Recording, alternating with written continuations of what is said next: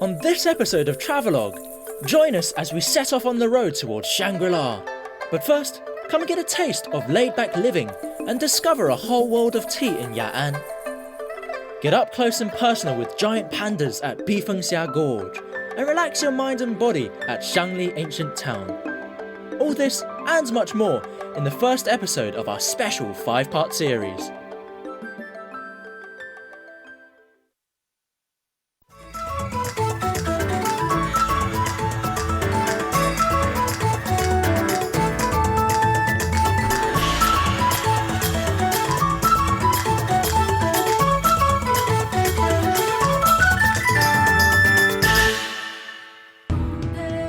Shangri-La, a fabled utopia of mystical mountain valleys and a very real paradise on earth.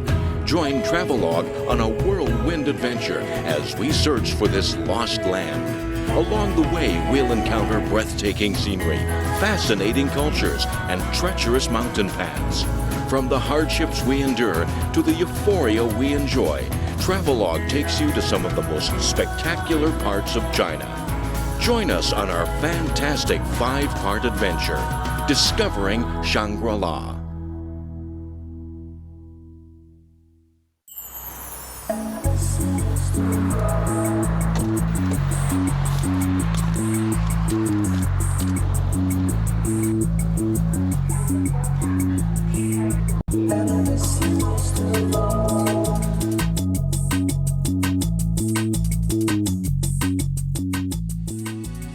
Welcome to Travelogue. I'm Taran and right now we're here in Chengdu, the capital city of Sichuan province. In this special 5-part series, we'll embark on an epic journey, driving more than 3,000 kilometers across the Sichuan and Yunnan provinces, all the while combating altitude sickness to finally reach China's Shangri-La area. We'll explore the Yading Nature Reserve, said to be the source of inspiration for legendary Shangri-La, and enter Yunnan province to see the impeccably white snow-clad peaks of the Meili mountain range. This trip won't be easy, but I absolutely can't wait to get started, so let's go! On this incredible adventure, we'll journey through the seasons, climbing over mountains high and valleys low. We'll encounter wind, sun, rain and snow as we make our way towards Shangri-La. But before all of that, our first destination is an interesting little Sichuanese town. So we've just arrived in Ya'an, which is around a 1.5-hour drive from Chengdu, and also the first stop on our journey. If you look around these kind of peaceful surroundings here, you might find that life in Ya'an flows just a little slower than in other places. People come here to sample fine teas, see giant pandas, and also visit the ancient towns close by. But whichever it is you decide to choose, always remember to bring an umbrella, because Ya'an's other name is the City of Rain. With a subtropical climate, Ya'an rains for almost 200 days a year. Don't let that put you off though, as the rain is said to have a rejuvenating effect, which is perhaps why Ya'an is famed for its beautiful women. However, Ya'an's not just known for its ladies. It's both a vital gateway into the Tibet Autonomous Region and was of great importance on the old tea and horse trail. But before I set off to explore Ya'an, I first need to make a quick pit stop at my very unique hotel.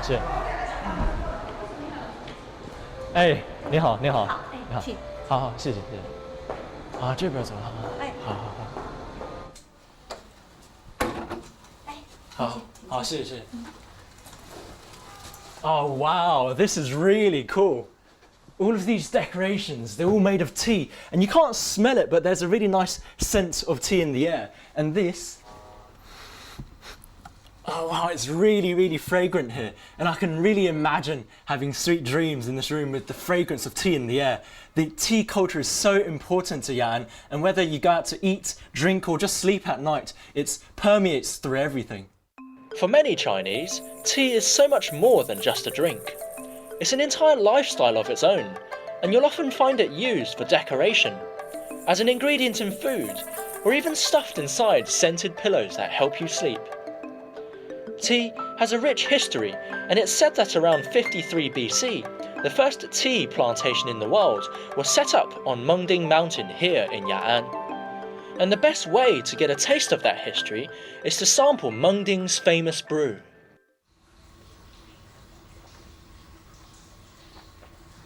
It's really smooth.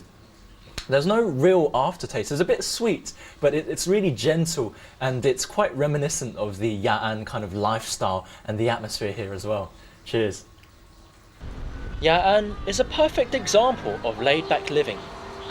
The people of Sichuan love to enjoy life, and you'll often find groups of Tai Chi enthusiasts out by the river in the morning. I was invited to join in, and although I could hear my old bones creaking, it was great to sample a part of local life. For Sichuan people, to love life is to love food, and Ya'an's morning markets are abuzz with locals out for their daily dose of fresh produce. Sichuan people may be easygoing, but their women are without a doubt hard-working. Wow, would you look at that? She's really fast at skinning the lotus root, and honestly speaking, if this was me, it'd take me around 15 minutes to do. As fun as the market was, I wanted to check out a product that's been traded for over 1,000 years. Everyone's here early in the morning to buy and sell tea, and actually we've come a bit late. It's around 9 o'clock and they've started to pack up now, so we better hurry up. But all of this is Ya'an tea. It's freshly picked every day. There are a number of markets in Ya'an where you can barter for fresh and processed tea, and it remains an important part of life for many locals to this day. 大姐，这多少钱？这多少钱？这个一般，1斤7块钱。So usually around 7 RMB for half a kilo. So 那这个多沉呢？这一筐啊？这个有15斤。10斤。5斤。So around 2.5-3 kilograms for this basket. So overall like 35 RMB. It's really cheap. 那你这是早上背着这个去采茶？That she carries this early. 我背一下吧。背一下。She carries this early in the morning to pick the tea leaves, and I want to give it a try. So, don't want to spill all of her day's work onto the floor. I feel like a tea picker. Ya'an was the starting point of the Northern Tea and Horse Trail, and brick tea would be taken from here all the way to Lhasa to be exchanged for Tibetan horses. Departing from Ya'an, porters would carry impossibly heavy loads of tea across Erlang Mountain's freezing peaks to reach Kangding. There, the goods would be loaded onto yak caravans and continue on westwards. If you want to learn more, I recommend heading to nearby Tianquan, where guides can actually take you along a stretch of the old trail and tell you about its rich history. 那这个就是茶马古道了啊，对。那这个周围这个村子也是一直都在的吗？也是自从有茶马古道也来过，这个村子就有了。啊，那留下有什么记忆？就是茶马古道的记忆。这个就是那个就是以前那个北府啊，除了鬼子这个窝，这个地下头到处都充满了鬼窝子的，这个就是就形成了这个窝子啊。他们是走一步就推下那走几步得休息一下吧？不，这累了就休息了那个鬼子呢，跟这样子。这个茶砖是多沉？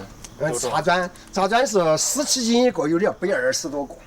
哇！300多你还要背着自己的口粮。那往返要半个月。那真的是很辛苦，很辛苦。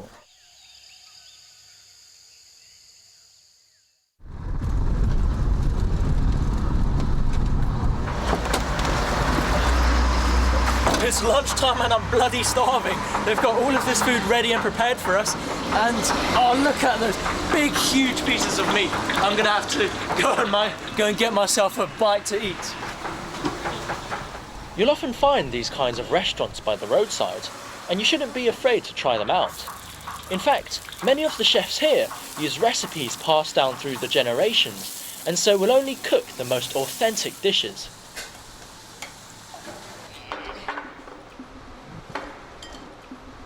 Just on the National Highway 318, we've got all of these kinds of restaurants close by. And this one we've picked because the food smells so great.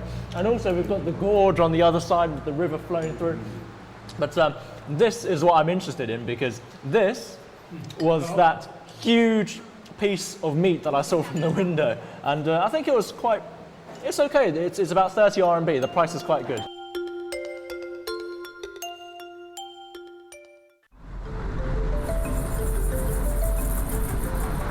So we're on our way to Bifeng Gorge now, and it's only around 15-20 minutes or so outside of Ya'an town.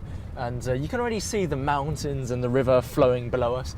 But honestly speaking, the most important thing for me is to visit our little black and white friend, the giant panda, which I'm really looking forward to.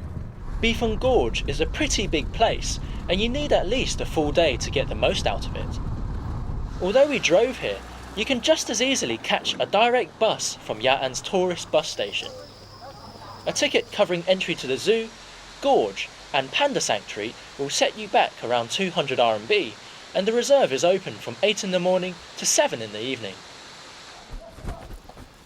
So this is the proper entrance to the Bifeng Gorge, and as you can see, I need to take the stairway through the clouds. Let's go. The gorge itself is composed of two smaller gorges in a V-shaped pattern, with the left branch at 7 kilometers long and the right one slightly shorter at 6 kilometers.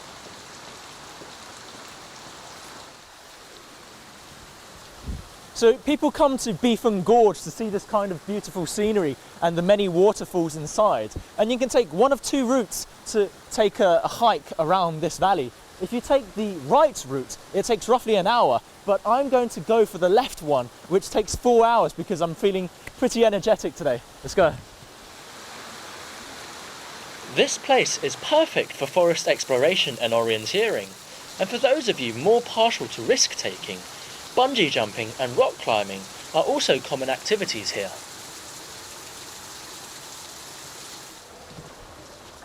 So for those of you who are quite tall, you might want to watch your head when you walk along this path. And it's also quite slippery below as well, so watch your step. Don't just marvel at this gorgeous scenery.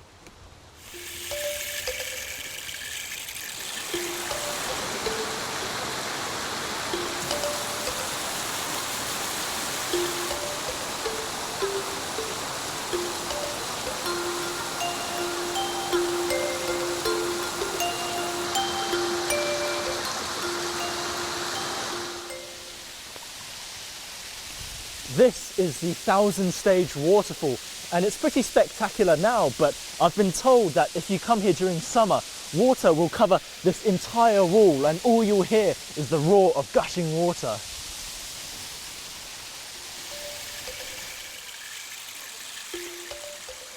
It's pretty easy to guess how the 1,000-stage waterfall got its name, and there are a number of other cascades within the scenic area also